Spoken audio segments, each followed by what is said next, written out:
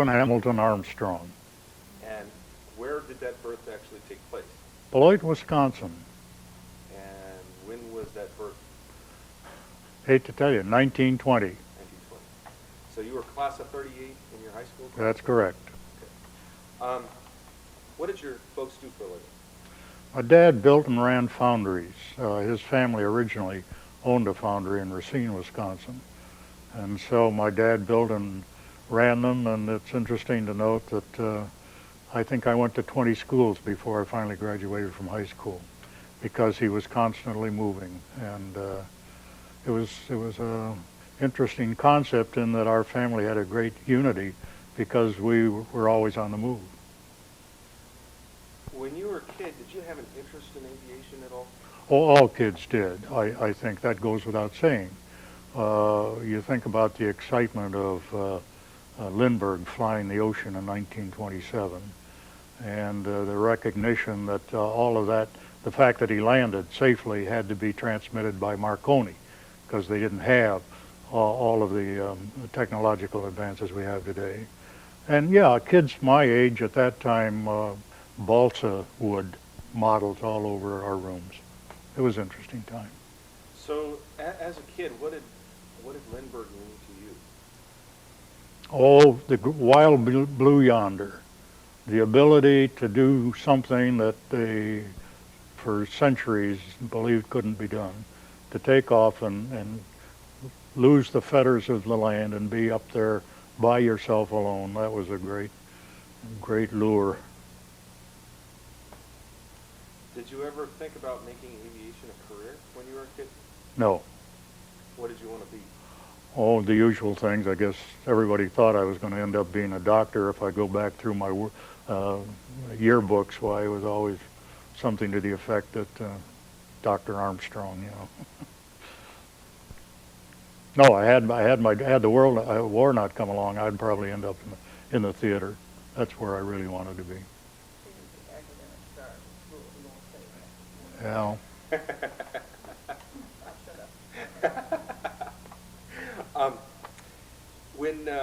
When you graduated from high school in '38, where did you go? Well, I had a job and an opportunity to go to the University of Wisconsin, but my dad was working for International Harvester at the time, and he came home and said one of his engineers was going to California to test a tractor, and would I want to go? The reason he posed that question was because I had won the state declamation contest doing a cutting of Winterset. And I had a letter of introduction to Helen Hayes' agent in New York because she had heard about some of my acting. So I opted not to go to college, and I went out to California, and I was at the Pasadena Playhouse and did repertory theater for a year and a half. And then it suddenly dawned on me that the war was in the offing, and that if I wanted an education, I better get to getting. So that's why I applied and got a scholarship at the University of Chicago and ended up back in Chicago. Where were you when you heard the news of the Pearl Harbor attack? I was in the front room of the Beta Fraternity House. And the thing that rings through my mind at that time was not only the announcement of the Japanese attack, but the song, "Praise the Lord and Pass the Ammunition." That just resounded in the airwaves. Once the attack on Pearl Harbor was a real milestone for your generation. I mean, it changed the direction of millions of people's lives. Well, it's interesting to note, and the kids aren't taught this today, but I'm a product of the Depression. The industrial heartland of the United States ground to a halt. My dad was put out of work, and we lost our home, and we lost our furniture, and my dad and mother moved 2 teenage daughters and my brother and me to a summer cottage in a lake in northern Michigan with a potbelly stove for the primary heat and the outhouse and not much electricity. And we lived there through the 2 winters before things began to pick up and Dad finally got a job. At that time, the United States was totally isolationist. The America First movement was just sweeping the country, and I remember being at the University of Chicago, attending a meeting out at the, well, it was a tremendous gathering out at Soldiers Field in Chicago, which seats 106,000 people. And there were all sorts of celebrities from Hollywood and government and whatnot, and it was all about America first. The attitude being that we were separated by the two oceans, and what was going on either side was really none of our concern. So the fact then that Pearl Harbor turned this nation of 140 million people, I think at that time, completely around in an attitudinal sense, and geared us up for a total commitment, not only for 600 to 800 people going into the service and being trained to do whatever it was we were doing, but to generate the manufacturing capacity to supply the war effort. And I think it's a given that the timing was such that we won the war because we had more cannon fodder and because we had more resources, tanks, ships, airplanes, and so forth to win and prevail.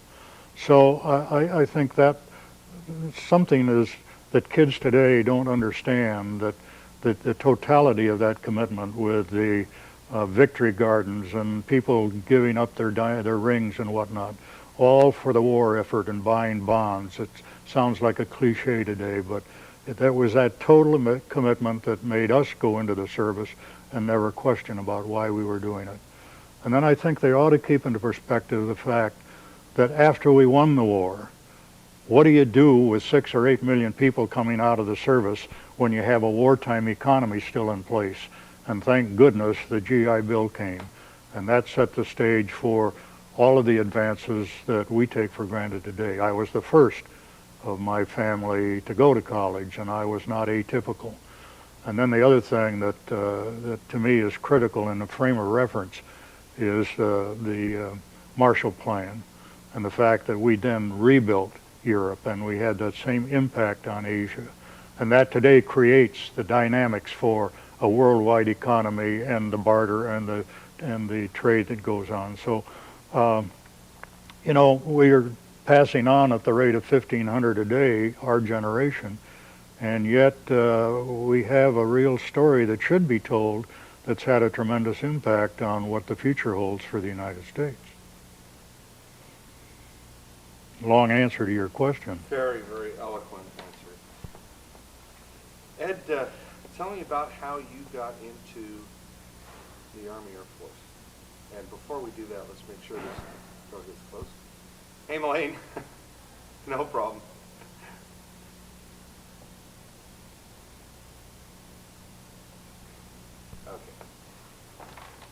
Okay, I was on a student deferment being at the University of Chicago, and everybody was leaving school to join up, whatever that meant.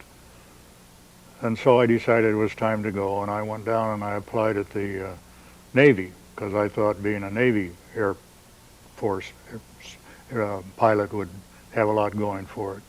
The Navy wouldn't take me because I had 4 front teeth kicked out playing high school football. That's before they had all these helmets and face masks and teeth guards that they have today. I had a permanent bridge, and so I walked around the corner, and the Army was delighted to take me because I was warm and had a pulse. And so I ended up in the as an aviation cadet. Where did you do your training? All of my training was done in the Southeast, coming from Chicago.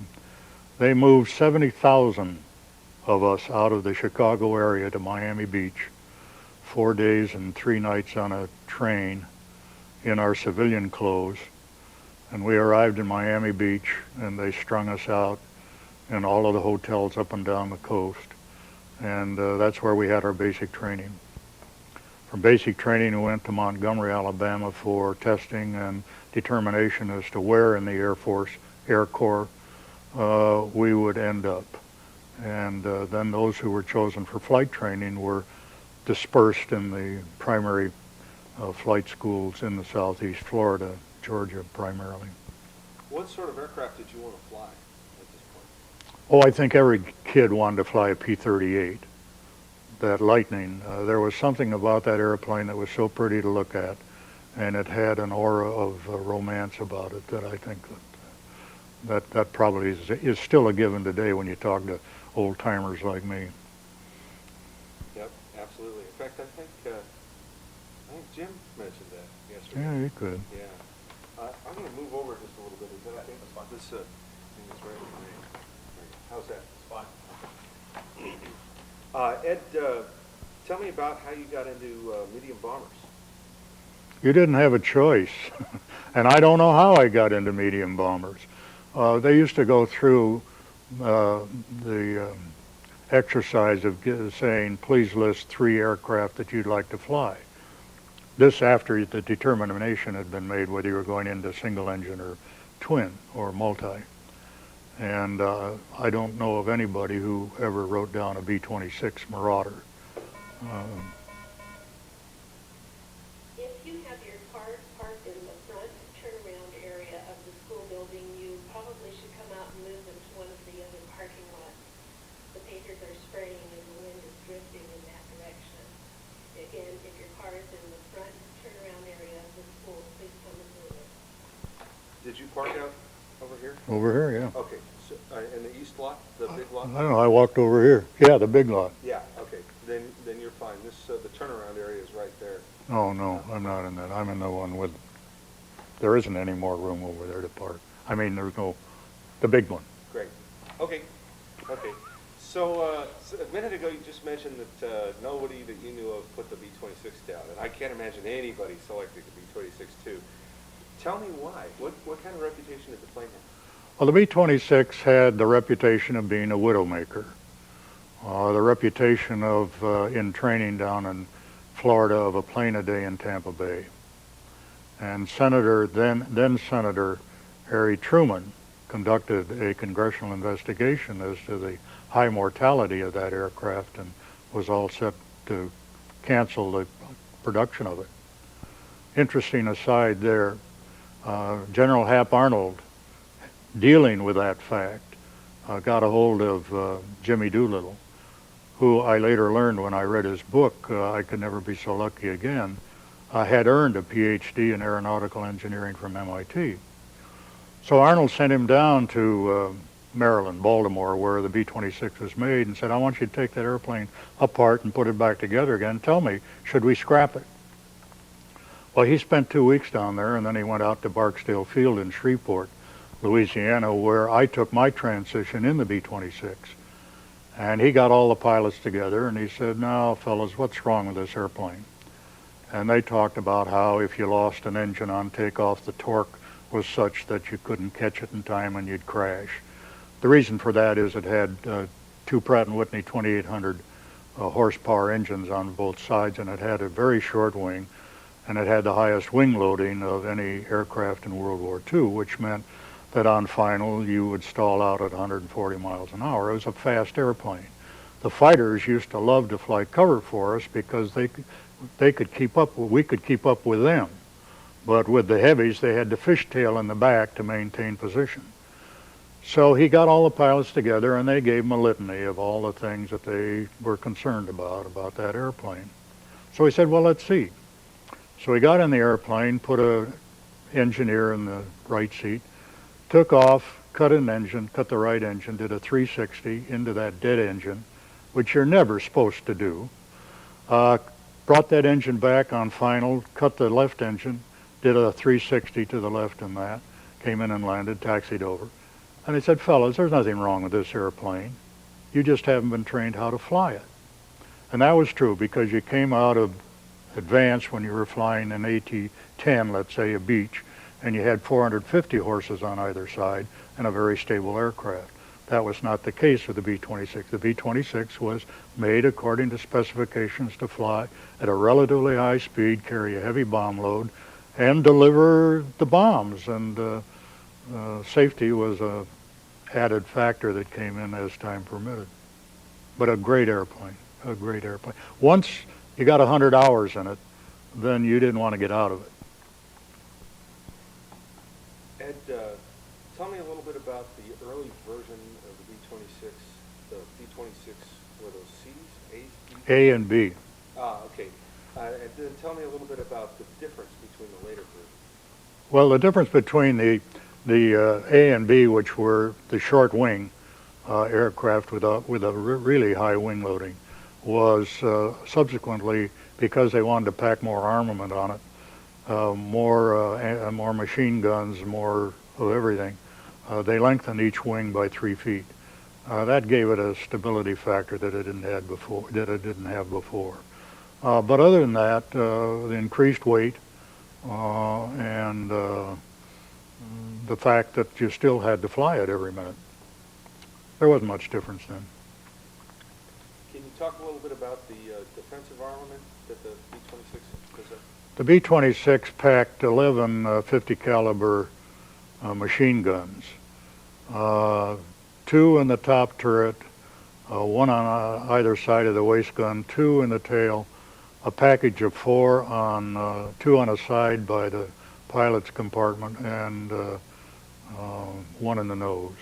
And when we flew tight formation, the firepower of a flight of 6 aircraft or a box of 18 aircraft, close formation, fighters didn't want to attack us. We had too much firepower. German fighters, that is. Now, as I look at the B-26, the prop blades had to have been just a couple of feet from the cockpit. Did that ever pose a significant danger? Oh, absolutely. Because if you came in for a crash landing and couldn't feather the props, and they were spinning, the chances were that instead of bending, they would snap off the tips of the blades and come through the pilot's compartment and cut you in half. Yeah, they were right there. I later learned that. Tell me a little bit about how much time you got at 26s before you went overseas. Well, I was a replacement pilot. The early 26s went over in groups, and then as I graduated the class of 44B, I was assigned to Barksdale Field, and the crews there had been in training for some time. I was assigned as a co-pilot to a crew where the co-pilot had gotten sick or something happened to him. And being eager, I was assigned to it, so that I didn't have, maybe 40 hours in it before I went overseas, which wasn't a lot of time. When you did get overseas, what bomb group did you join? Well, we were assigned to the 391st Medium Bomb Group, 473rd Squadron. But before we got there, there's some interesting aspects of getting there that I think are worth telling. We flew the last of the C series of the B-26 through across the northern route. Airplanes that were ferried from the United States to the ETO, depending on the time of year, either went the southern route down through Brazil and over the Ascension Islands, or they flew the northern route, which meant Nova Scotia, Greenland, Iceland, and into Prestwick, Scotland. So we were the first crew to fly the northern route in the summer of 1944. There were 26 B-26s flying in line, leaving Savannah, Georgia, and flying north. And when we turned on the radio the morning that we were to take off, we were informed that it was D-Day, that they had just taken off in Europe against the continent. And of course, I was afraid the war would be over then before I got there. Such was not the case. When you fly into Greenland, you're instructed that you have to find the right fjord in order to land on the metal strip that they have there, or you'll end up in a box canyon and can't turn around and crash.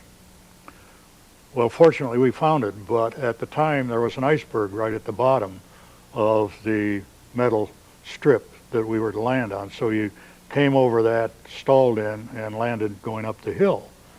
That wasn't so bad, but then when you took off, then you had to go down that metal strip and limp over that iceberg sitting there and hope that you had enough airspeed to get out of there.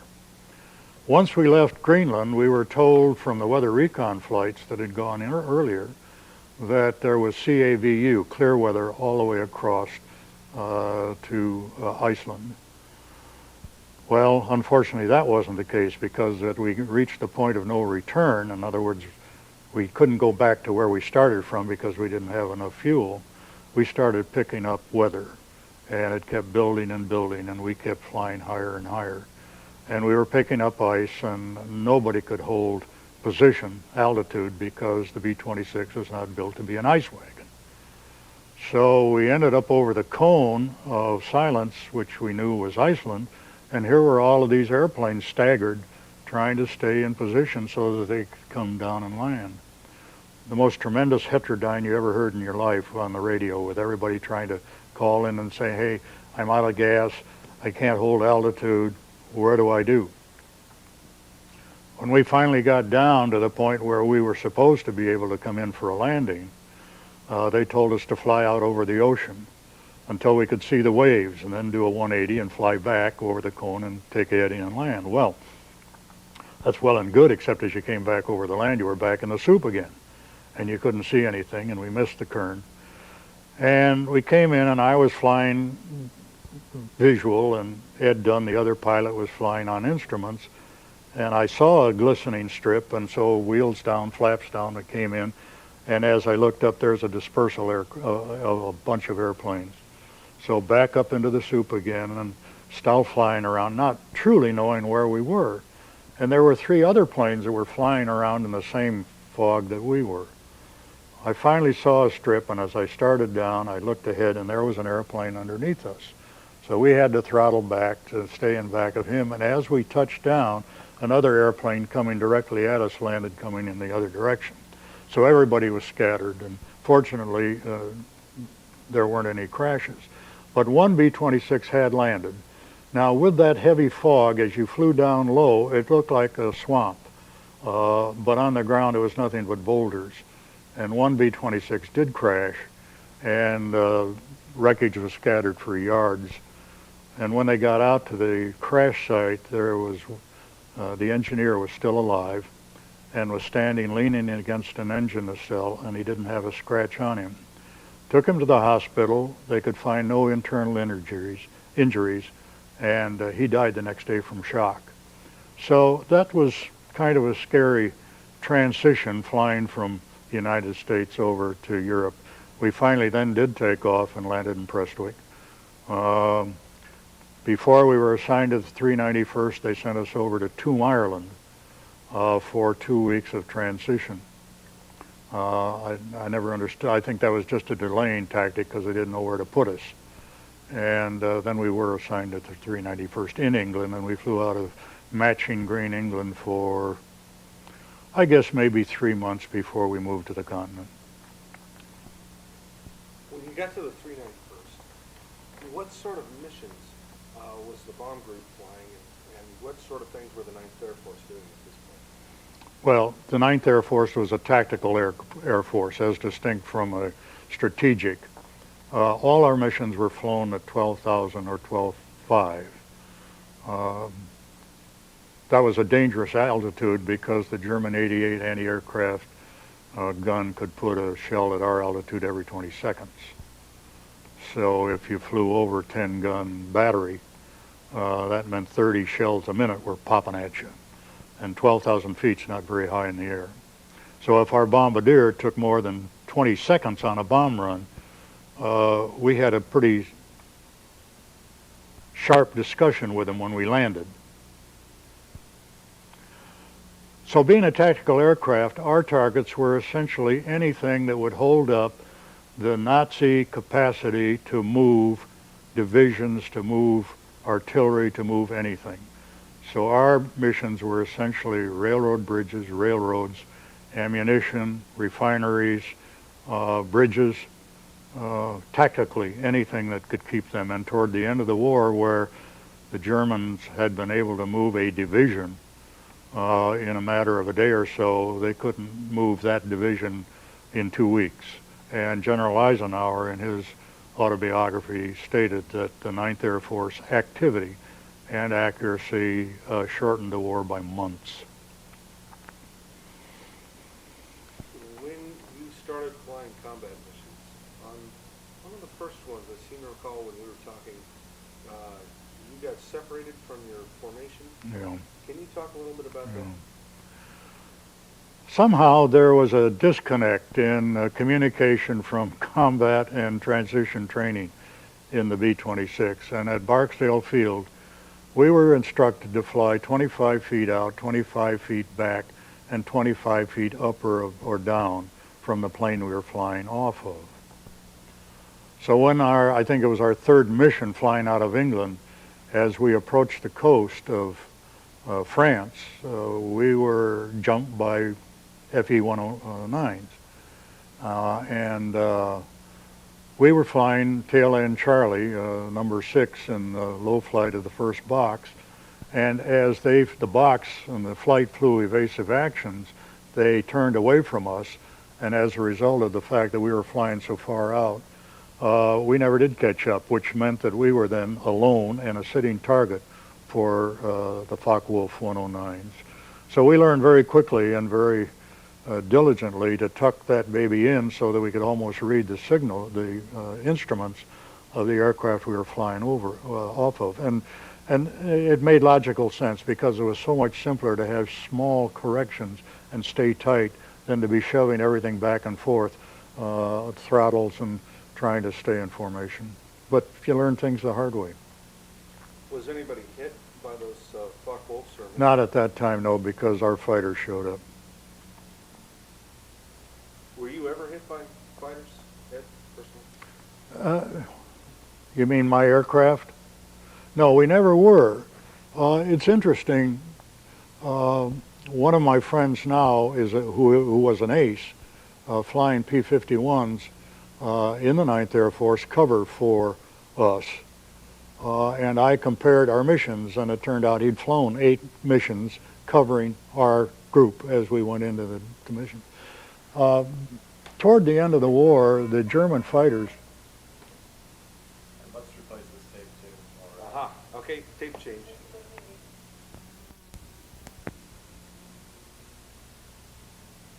And Toward the end of the war, they were no longer a factor because we had pretty well cleaned them out. So that our great danger was that time over target with the flak busting around. And we bring back a lot of wounded and dead aboard with holes in the airplane.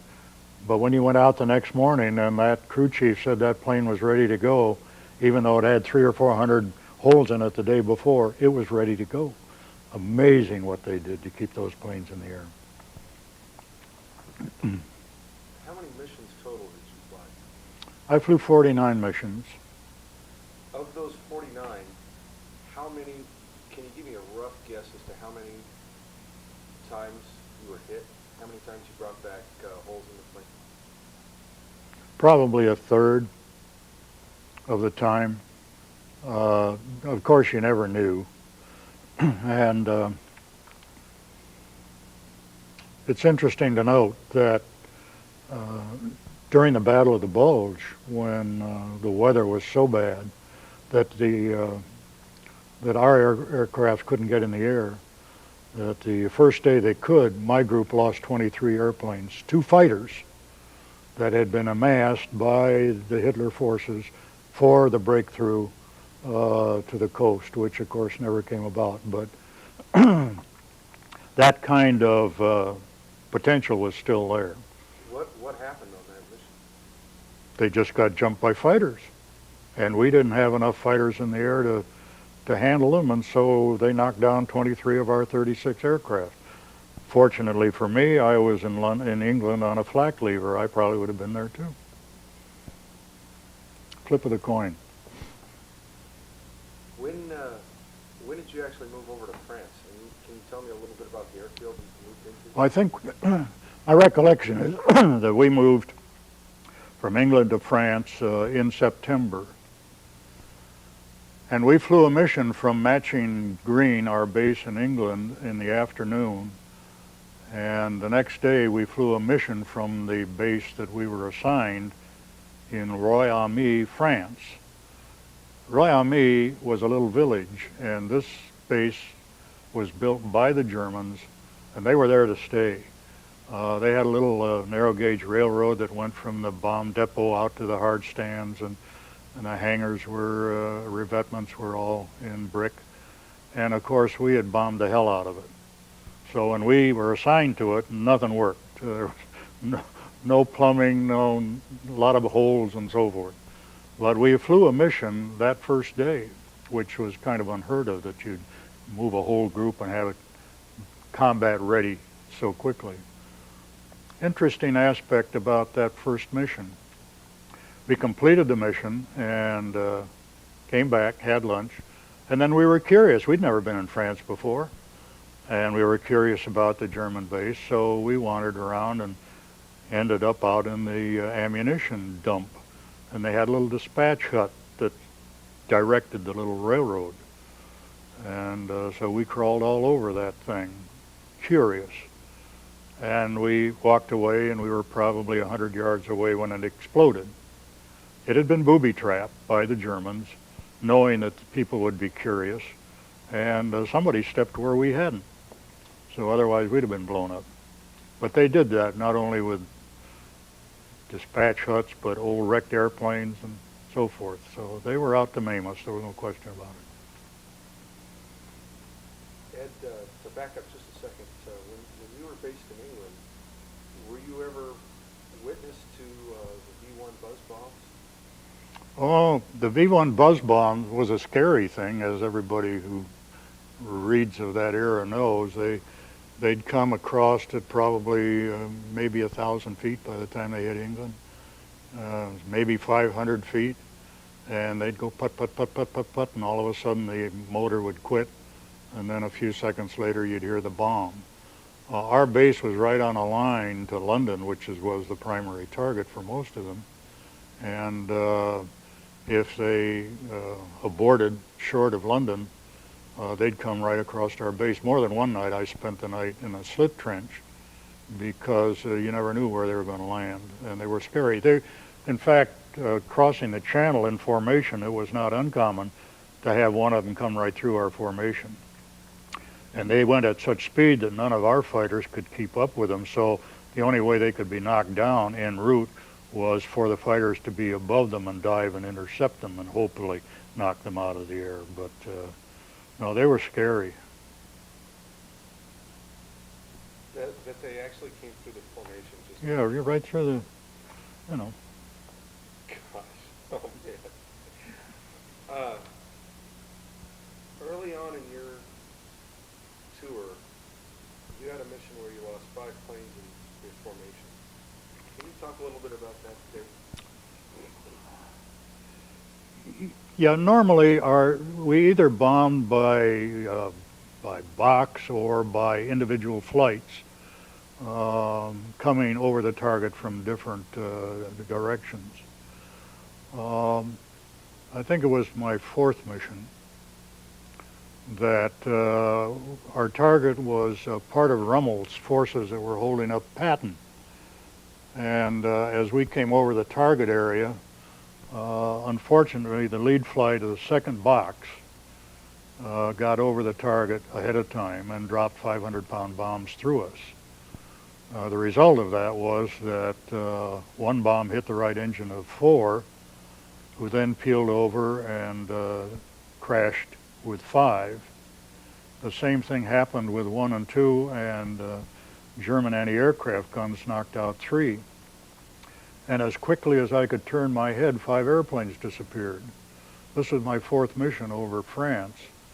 Now, we didn't know where we were. And of course the concern was, do you see any chutes? Well, nobody got out of any of those things. And so we finally tagged along with some other airplanes and headed back over the channel. But in a matter of a very brief few seconds, all of a sudden 5 airplanes disappeared. And then you wonder, how come we didn't get knocked down? Wasn't meant to be. What, That's friendly fire. an oxymoron. There's no such thing. Yeah. Ed, let's talk about your 30th mission for a little bit. Okay. What happened on that mission, and where were you going? Our 30th mission was a close support mission in the Ruhr area, and we were assigned a Pathfinder lead aircraft. This aircraft was loaded with electronics, and the point was that it was to be 10-tenths cloud cover over the bombing area, and we had to be awfully careful not to drop bombs on our own troops. So we were assigned a Pathfinder mission. Unfortunately, and the weather forecasting hasn't improved, I don't think, in 50 years. We got over the target area, and it was CAVU. You could see Berlin. The crew of the Pathfinder plane was not very well trained because it kept making, as it was bracketing the beam, short, sharp changes in direction. And that would create the necessity for the inside plane to throttle back and maybe stall. So it was a very hectic run to start with. And as we came over the target, we were flying number 4 right underneath this lead aircraft. And he opened his bomb bays, but then he closed them. Meanwhile, the flak is really coming up. Heavy. He opened his bomb bays a second time, closed them a second time. By this time, we're really swearing because we'd been on the target area for the better part of a minute and a half. And when he opened the bomb bays for the third time, he said, for heaven's sake, kick those damn things out. I knew we were going to get hit. I just knew it. Fortunately, he closed the bomb bays, we closed ours, and then we got hit. We got a direct hit right under the top turret. It blew the top turret gunner away. The shrapnel severed the spinal cord of the waist gunner, who was then a quadriplegic and later died. The tail gunner had his fanny riddled with shrapnel. There was a second burst under the pilot's compartment, and it shattered the right ankle and broke the right arm of the other pilot, knocked out some of our instruments, and I didn't have a scratch. Well, of course, I couldn't stay up with the formation, and as I turned the plane back to come over our lines, we were then in the dense fog. I was able to hold altitude at 3,000 feet. At 3,000 feet, there is a great deal of turbulence, particularly over rough terrain, and the Ruhr area is a lot like Oregon in that it is pretty rugged, so the turbulence is there. I could look back and I could see the empennage swinging. Now the B-26 is built with an I-beam as the base keel, and the support is built around it. That, of course, was blown away. So there was no support except some skin holding that whole empennage on with 2 wounded people aboard. I had one cable going to the right elevator. That kept me in a flight position, and I had to kind of steer direction by throttles because I had no rudder. We flew for 2 hours and 15 minutes under those conditions because I had no idea where we were. And I don't know how it happened, but at the end of our runway in the little town of Royami was a little church. And in the evening when I wasn't flying, I used to listen to the church bells. It was kind of a soothing kind of a thing. And all of a sudden, ahead of us, out of the fog, there's this little church. It was our own base. And as I came in for a landing, I was then concerned about, one, the bombs were fused because we were supposed to drop them. So my concern was, are they going to explode? Is the airplane going to catch fire? Is the tail going to stay on? I can't feather the props, so are the props going to snap and come through the cockpit and cut us in half? So all of those things were going through my mind while keeping enough airspeed, because I had no gear, not to stall out and cause any of those things to happen, to try and skidded in as softly as I could. Well, finally we touched down. It was an eerie feeling because you know when the wheels are supposed to touch and when they don't touch and you're floating and there's the end of the runway coming up, you wonder, am I going to sit this thing down and stop in time? We skidded to a stop. It didn't blow up, didn't catch fire, tail didn't fall off, props didn't come through. So the ambulances and the fire engines came out and took the dead and wounded away. And you're supposed to get out of that airplane, but it was so anticlimactic, I just sat there. And the the executive officer of the group came out in his Jeep and motioned me to get out of the airplane, which I did. And he said, "You look kind of like death warmed over." And I said, "Well, pretty close. I got just what you need." Okay. So he took me to his barracks and opened his desk drawer, and there was a bottle of Old Tailor. And so we chug-a-lugged that pretty good. And, of course, I was just as sober as I am today talking to you, but it helped. So that was my 30th mission, and then I flew 19 after that. Did you go on a flak leave at that point? No, I didn't. I was due for a flak leave, but first they used me as a guinea pig as a part of a reciprocity program for air crews to go to the front and spend some time on the ground with the ground forces, and then some of them came back and flew a mission or two with us. It was my lot to be assigned to Patton's Third Army, and they were in the Nancy Metz area of France, and we were shot up on the 2nd of December, so this was just shortly before the Battle of the Bulge. And I drove a Jeep up to their headquarters. And it was interesting to note that it was raining all the time in anticipation of the lousy weather that settled in, I guess, during the Battle of the Bulge. But you drive along, and the shrapnel in the roads was such that before I got to where my destination, I had 8 flat tires. And there used to be a kind of a Red Ball Express that did nothing but traverse the road and replace tires of trucks that had been burned, that had been blown out because of shrapnel. And I got there, and of course I was not trained for being on the ground, and I approached Sargamines, which is kind of like Portland, Oregon, in that there's a river that separates it, and our forces had taken up to the river. And what I did not know was that I was silhouetted on top of a hill, and all of a sudden there was a thump to the right of me, and I was pretty close, and I thought, wow. And then there was one to the left of me, and then out of nowhere somebody came and grabbed me out of the Jeep, and what I learned was I was silhouetted on the top of the hill, and I was a target for a mortar barrage. Well, you see what I was trained to do. So I spent 3 weeks with Patton's Third Army, with the artillery and the infantry and the tanks. When I went into Sargamines, it was a rainy, miserable day, and that was the first time I'd seen dead Germans and Americans still laying where they fell.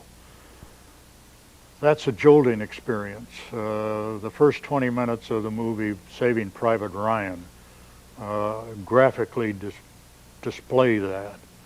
And it was jolting to me because air warfare was impersonal.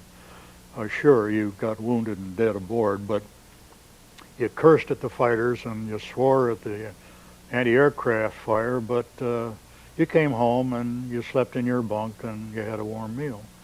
So the experience at the front was a very chastening experience for me. But by the same token, some of them came back and flew missions with us.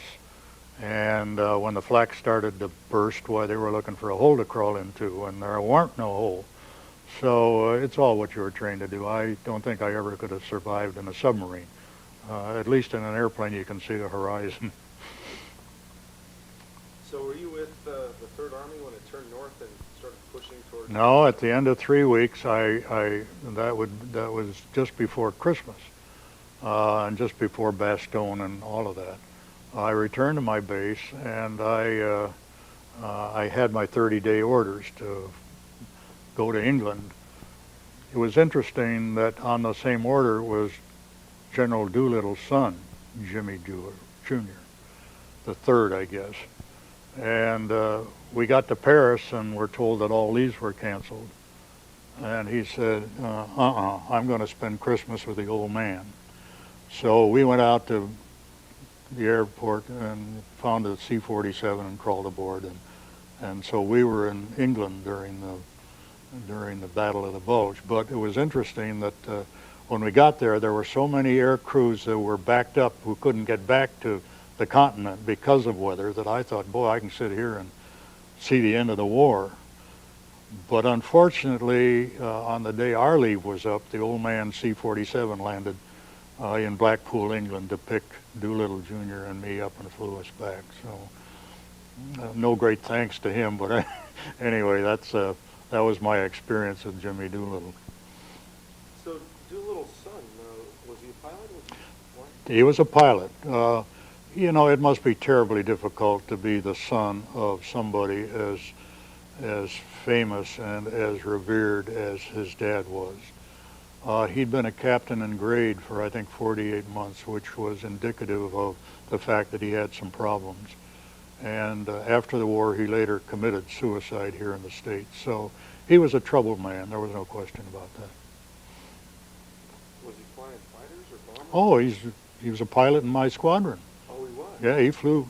Yeah, we flew one mission with him that kind of frosted me. We had a mission, the town of Brest on the English coast of France never did surrender. It was supplied at night by German submarines. And we were assigned a mission to go over and drop leaflets telling them to surrender. Now, Brest had those huge coast artillery guns. And if the German 88 was tough, they were much bigger. And he led the flight, and I flew number 4 underneath him.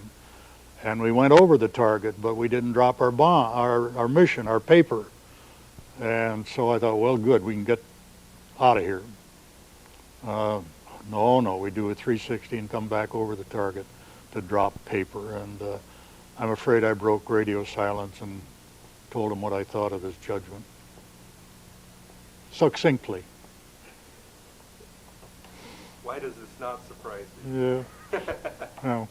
Did you get in trouble? No, I didn't get in trouble. What could they do to me? And once you got back from the flak leave, actually, let me ask you, what exactly was a flak leave and why were they set up? Well, flak leave, it was interesting. I gave a little talk last month to a group of men who owned their own aircraft and tried to give them a little frame of reference about some of the things that pilots in World War II were subjected to. And one of the young fellows got up and said, what is flak? And I thought, well, holy Nelly, you never caught flak from your wife? You know, flak is anti-aircraft shrapnel that bursts and gets your attention. So that's what it was. It was a shell that stood probably 3 feet high, as I recall, and you shoved it into the barrel of this long rifle, and it was fused to explode at a certain altitude, proximity fuses, and it burst. The shell burst, and that's what flak is. What was a flak leave? A flak leave was after, in our group, after you had 30 missions, you were entitled to, I think it was only 2 weeks. I don't recall it being 30 days. 30 days was when you came home with our R&R. I think it was 2 weeks, but you were entitled for a leave of 2 weeks to go somewhere and get away from it all. And so I had flown my 30th mission, and I was entitled to a flak leave. And I ended up in Blackpool, England. And it was an interesting experience. The Red Cross had taken over one of the lovely hotels in this old town. And I think I slept for 48 hours. I never got out of bed. And I got out of bed finally and went down to dinner. And there were Red Cross ladies there, and they had a dance band and dinner. And this one young woman came up and asked me if I'd like to dance. And I said, well, it's been so long, but yeah, it'd be kind of nice. So I put my arms around her and started to dance, and she said, "I know where you're from." I said, "You're kidding." She said, "No, you're from the Midwest, probably Chicago." I said, "Come on, how did you know that?" And she said, "Well, when you've danced with as many guys as I have, I can almost tell you what street you were born on," which was kind of cute.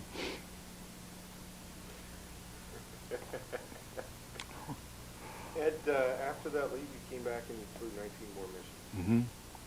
I flew 5 missions as the co-pilot for the group commander. He was a West Point graduate, full colonel, and a guy that earned and deserved a lot of respect from the pilots, because if we couldn't hit a target at 12 or 12.5, then we'd go down to 6. And if we couldn't hit it at 6, we'd go down on the deck to get it. And we never brought our bombs back. There was always a secondary target. So I flew 5 missions with him as his co-pilot, and it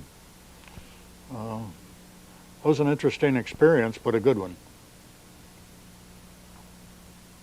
Then they put because I didn't have a crew, then they put me to work checking out new crews coming from the States.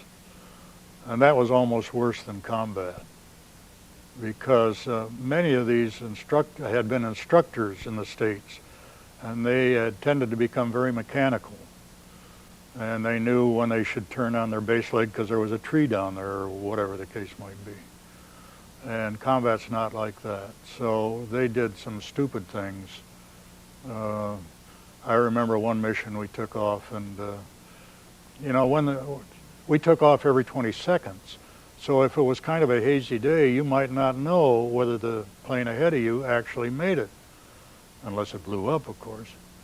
And we started down the runway, and for some reason, I don't know what, as we were about ready to rotate and take off, the airspeed indicator went clunk. And he reached up to pull the throttles back. And of course, I knocked his hand out of the way and shoved everything forward, and we struggled into the air. But, I said, "Aren't you thinking?" So you had to be alert, because you never knew what was going to happen in the cockpit, to say nothing of what's going to happen outside of the cockpit. That's why when you're with a crew, as long as we were, there was complete confidence. In the air, there was no "sir," there was no any of that. They were just 6 of us who were bound together in mutual respect and admiration for the capacities of each of us and the role that we played. And that was pretty priceless. Ed, let's take a break for just a second. Okay, can we pause it for just a second? We can actually change things. Got to change tapes. Oh, okay. Wow.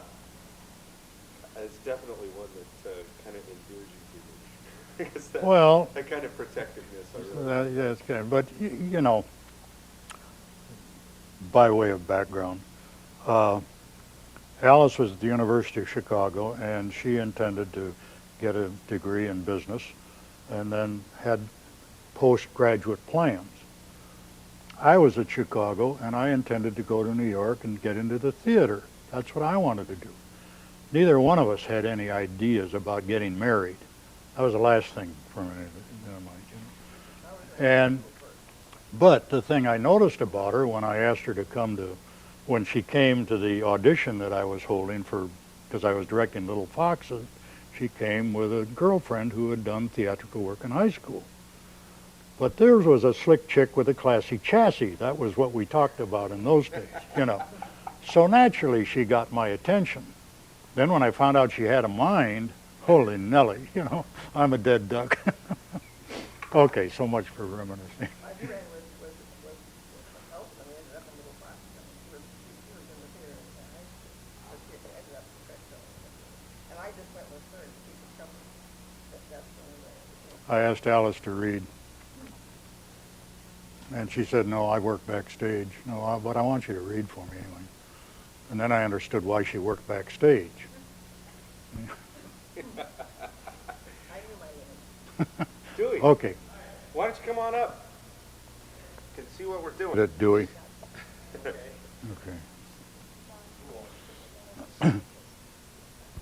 Oh, Dave, how are we on the mic? Oh, yeah, it fell off. Did it fall off of me? I got it. Okay, Okay. Are we ready? we're ready. Okay. Ed, so you've flown 30 missions, you go on your flight leave, you come back. After that 30th mission, was it difficult getting back in the cockpit? Oh, no, I don't. No, it really wasn't on balance. Um, I've often reflected on the fact that not only during World War II was there a total commitment of those of us who wanted to be involved, but I am absolutely convinced in my own mind that those of us who did what you are asking, after you got shot up, how do you get back in, how do you go back, knowing the next day could be the same thing. I think you had to have a tremendous sense of fatalism. It wasn't going to happen to me. And I'm trained to do this, and so that's what I'm expected to do. That's what the orders are. And I think the other thing that made it acceptable, tolerable, was a very dark sense of humor. We had to find something humorous in whatever the circumstances that we were in. And I think it was those two things, plus, again, this concept of, hey, if I don't do it, who's going to do it, that prevailed. Now, having said that, we all have a break point. We don't know where it is, and I've seen fellows break, and sometimes there are symptoms and sometimes there aren't. Sometimes on a mission, all of a sudden one crew was always aborting because oil gauge wasn't functioning or something else, and sometimes that was an indication that we were pretty close to a Section 8 or whatever. But I think it was just that general sense of commitment that all of us had. We had a job to do. Somebody had to do it. We'd do it. There was a mission in which you were ordered to strafe a city, is that right? Yeah, I forget what number it was, and doesn't matter very much. It was toward the end of the war, and it was the railroad yards in Magdeburg, Germany. And it was a Sunday morning, and it was a total effort of all of the air forces in Europe. I think there were 1,500 planes in the air that Sunday, all having separate targets.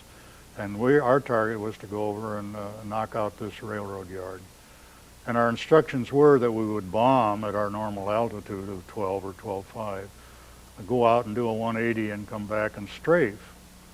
Well, a B-26 wasn't supposed to be a strafe aircraft, and the idea of strafing over a town with 3,000 feet didn't make much sense to me. And as we came over the town, I could look down and I could see people going to church and whatnot. I couldn't press the damn gun button. I just couldn't do it. It didn't make any sense to me. We'd bombed the target, so be it. Was there any repercussion? No. You know, you can clear your guns and they'll never know what you fired them at anyway. What, the last phases of the war, did the group move closer towards Germany? Well, after being in Royaume, just before the end of the war, probably in March, our group moved to Maastricht, Holland. And Maastricht was pretty far advanced in the sense that we had no airport per se. We had metal strips that we would land on. And that's where I left the group when I had completed my tour in Maastricht, Holland. Now, the whole time you were overseas, did you have any doubt that you were going to come home? Never thought about it, but I was fortunate in that my wife knew I was coming home. When we were married, she told me that as a little girl and as a young woman, she had this recurring dream that she was going to be the mother of 4 boys and a girl. So I had a role to play, and I had to come home. And she got her 4 boys and a girl, as it turned out. No, I don't think any of us thought much about, of course we thought about the end of the war. And when I knew that the war was approaching, VE Day was approaching, when I'd been at the front with Patton's Third Army, I'd liberated a German motorcycle. So I got another buddy of mine, and he crawled aboard, and we headed for Brussels. We were not going to be stuck on our base on VE Day. And as we would drive down these little roads through villages, there would be Hitler hanging in effigy in every village. And we got to Liège, and it was raining, of course, and cobblestones. And as I turned around a corner next to a canal, the bike went out from under us, and it went in the canal, and we went in the canal. As far as I know, the bike is still in that canal. But we did get to Brussels AWOL in time for VE Day, and that was such an emotional experience because little kids who had never seen the lights on at night looked around and their eyes were as big as saucer. And the joy and the exuberance of freedom with the lights on, everybody was drinking in the taverns and dancing and singing, and I don't remember an awful lot of those 3 days, but what I do remember was a very emotional memory that I'll never forget. How did you get home? Oh, I was never one of the lucky ones. I talked to fellows who came home on steamers and were flown home. I ended up in Camp Top Hat in Antwerp, Belgium. They moved us from Paris, truly, in a 40 and 8 boxcar, all the way from Paris to Antwerp. And we got there, and there was nothing there. They weren't expecting us, so we had to pitch our own tents and dig our own trenches and so forth. And there were hundreds of us. And one of the ranking officers went down to the docks, and there was an old Liberty ship sitting there, and the captain of that didn't know why he was there. So they made a deal to bring us home. And they piled 300 of us in the forward hold, and they had 8 bunks. You had to push the guy above you so you could turn over. It was not a troop ship, so there was not adequate water or facilities of any kind. Everybody got diarrhea because we couldn't get the soap out of the tin plates we were eating off of. And they threatened to come into New York flying the yellow quarantine flag, which meant we would have been quarantined when we got out of the thing. Well, nobody went on sick call for 3 days. And the old khakis that we wore all the way across 14 days, covered with diesel oil and whatnot, we threw them overboard, and it looked like a blanket going out to sea of khaki uniforms. And when we got off, we were met by the Red Cross ladies with cold milk and cookies, and boy, was it great to be home. But that was, we'd have walked on water if we'd had to get home. When did you see Alice? How did you get to her? Well, we landed at Camp Shanks in New Jersey, and Alice had just completed her bachelor's degree at the University of Arizona in Tucson and had been working at Davis-Monthan Field. And so I was able to tell her when I was going to be in the States, so she started driving across country with her brother, who had gotten a medical discharge from the Air Corps just before he was to graduate and get his wings, and he'd been in the Veterans Hospital down in Tucson. So they headed back, and we were told when we got off that when we got to Camp Sheridan that we'd be quarantined for 24 hours. Well, we were on a troop train, and of course it stopped every time a passenger train wanted to go by.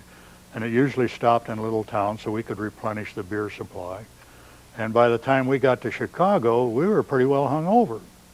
All of us. We were all pilots.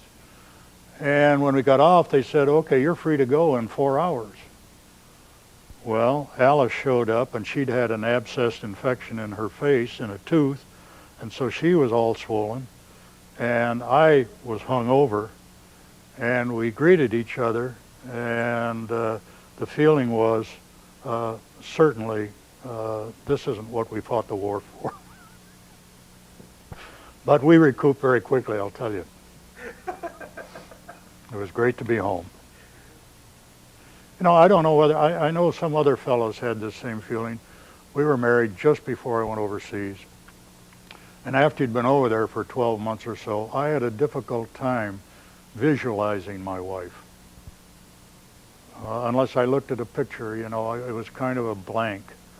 And for guys who were PWs and whatnot, it must have been really tough. Did you have any trouble adjusting back into civilian life? No. No, I didn't know what I wanted to do. And so I figured, well, I'll go take a degree in law. Not that I particularly wanted to be a lawyer, but I thought it would be good training in whatever I decided to do.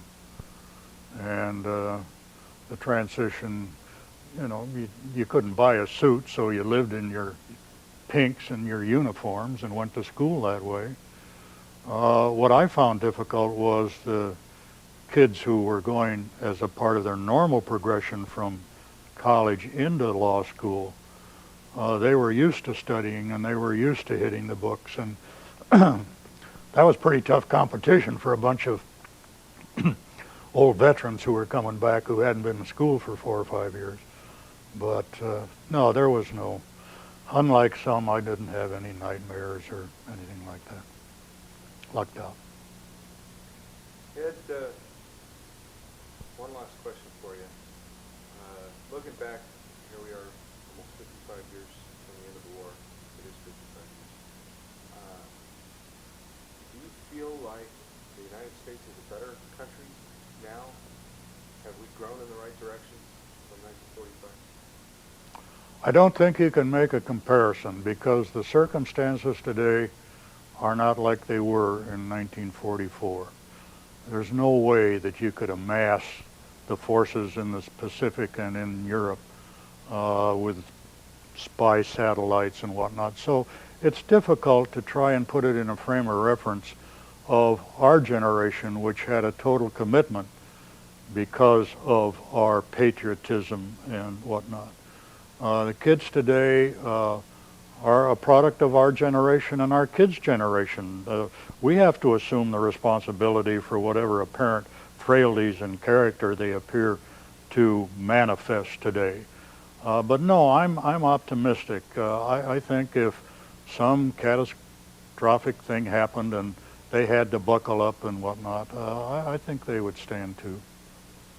I have to believe that. But I'm glad that I'm not raising my kids today. Ed, I want to thank you for your time. Happy to do it. Definitely appreciate this a great deal. And, what I'd like to do, if we could take maybe 5-6 minutes. Alice, could I get you to come sit down for just a second? Great. Thanks. No, we've never gotten out and talked war. It just never was something he wanted to do for whatever reason. We're ready. Okay. Rolling? Yep. Okay. Alice, tell me, do you recall the last time you saw Ed before he went overseas? Oh, yeah, I said goodbye at the airport when he got driven away. The visual picture of it, I have not any picture of it right now, but I just remember doing that, being at the airport. One of the things, I don't know if Ed told you, I've been diagnosed with Alzheimer's, and my memory is in chunks here and there.